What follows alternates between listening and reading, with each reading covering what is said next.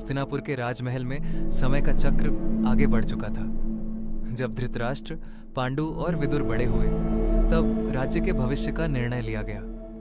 यद्यपि धृतराष्ट्र सबसे बड़े थे, लेकिन जन्म से अंधे होने के कारण हस्तिनापुर का राजमुकुट पांडु को सौंप दिया गया।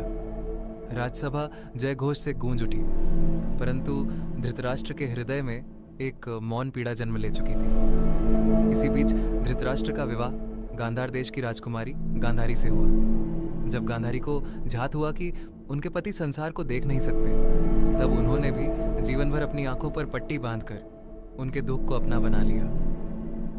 यह त्याग और समर्पण का अद्भुत उदाहरण था। उधर पांडु ने कुंती और माद्री से विवाह किया, जबकि विदुर का विवाह सुलभा से संपन्न हुआ। लेकिन नियति अभी अपनी सबसे बड़ी लीला रच रही थी। बाल्यकाल में कुंती ने महर्षि दुर्वासा की सेवा की थी। प्रसन्न होकर ऋषि ने उन्हें एक दिव्य मंत्र का वरदान दिया, जिसके द्वारा वे किसी भी देवता का आह्वान कर सकती थी। जिज्ञासावश एक दिन कुंती ने सूर्य देव का स्मरण किया। क्षण भर में दिव्य प्रकाश प्रकट हुआ और जन्म हुआ एक तेजस्वी बालक का, जिसके शरीर पर जन्मजात कवच और कुंडल थे। वह बालक था कर्ण। लेकिन समाज के भय और लोकलाज के कारण कुंती ने भारी मन से अपने नवजात पुत्र को एक टोकरी में रखकर नदी की धारा के हवाले कर दिया। भाग्यवश उस बालक को अधिरथ और राधा ने पाया और पुत्रवत उसका पालन पोषण किया। समय बीतता गया। पांडु ने अपने पराक्रम और युद्ध कौशल से संपूर्ण भारतवर्ष को जीत लिया। वे एक महान चक्रवर्ती सम्राट के रूप में प्रसिद्ध हुए, किंतु भाग्य को कुछ और ही स्वीकार था। एक दिन वन में शिकार करते समय पांडु से एक भयंकर भूल हो गई। उन्होंने अनजाने में एक आर्ष को बाण मार दिया। क्रोधित आर्ष ने उन्हें श्राप दिया कि जिस क्षण वे अपनी पत्नी के निकट प्रेमवश जाएंगे, उसी क्षण उनकी मृत्यु हो जाएगी।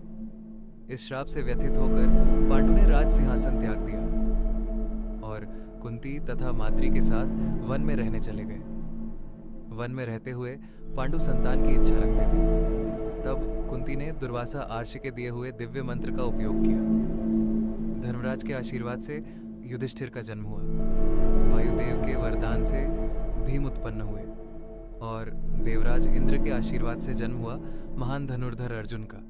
इसके पश्चात माद्री ने अश्विनी कुमारों के आशीर्वाद से नकुल और सहदेव को जन्म दिया। ये पांचों बालक आगे चलकर पांडव कहलाए। उधर हस्तिनापुर में गांधारी ने 100 पुत्रों और एक पुत्री को जन्म दिया। उनमें सबसे बड़ा था दुर्योधन। ये सभी मिलकर कौरव कहलाए। अब इतिहास के 2 महान पक्ष जन्म ले चुके थे, लेकिन अभी महाभारत की कथा आरंभ ही हुई थी। एक दिन पांडु अपने श्राप को भूल बैठे और उसी क्षण हास्य का श्राप सत्य हो गया। पांडु ने अपने प्राण त्याग दिए। अपने पति के वियोग को सह न सकी माद्री भी उनके साथ सती हो गई। अब कुंती अकेली थी। उन्होंने 5 पांडवों का हाथ थामा और उन्हें लेकर वापस हस्तिनापुर लौट आई।